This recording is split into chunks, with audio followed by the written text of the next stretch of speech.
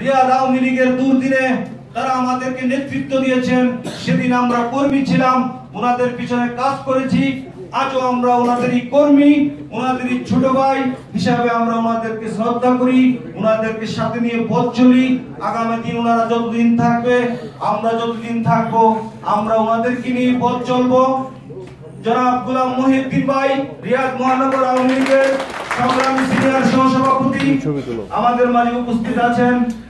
অন্যতম আরেক সহসভাপতি জনাব গাজী ফিরোজ ভাই, হেলালউদ্দিন ফিরোজ ভাই, তিনিও বর্তমানে রাজপথে থেকে আমাদের সাথে লড়াই আন্দোলন করে যাচ্ছেন।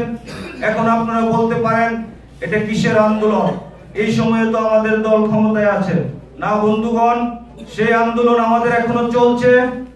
সেই আন্দোলনের কথা আমি বলবো। এছাড়া আমাদের মাঝে উপস্থিত আছেন ডাক্তার রেজাউল করিম, বিশিষ্ট আওয়ামী লীগার। আপনারা অবগত আছেন কিছুদিন আগে তিনি সৌদি সরকার থেকে পুরস্কৃত হয়েছেন। তার মেধা ও তার গুণে তিনি পুরস্কৃত হয়েছেন।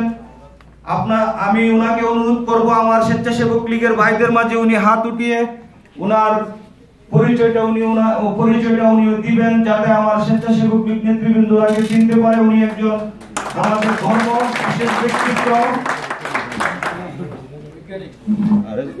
এছাড়া আমাদের মাঝে উপস্থিত রয়েছেন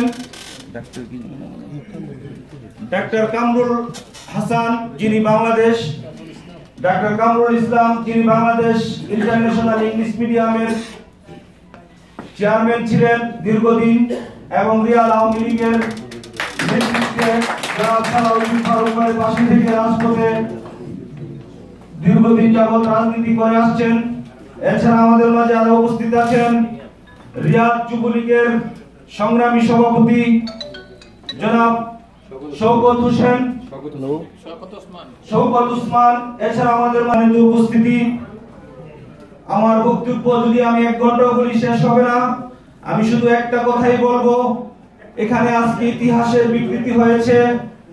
যে ইতিহাস 1978 সালের পরে বিকৃতি হয়েছে, সেই ইতিহাসকে পুনরুদ্ধার করার জন্য বাংলাদেশ আওয়ামী লীগের বঙ্গবন্ধুর আদর্শের সূর্য সৈনিকরা, প্রত্যেক স্তরের নেতা কর্মীরা, তাদেরকে ইতিহাস জানতে হবে।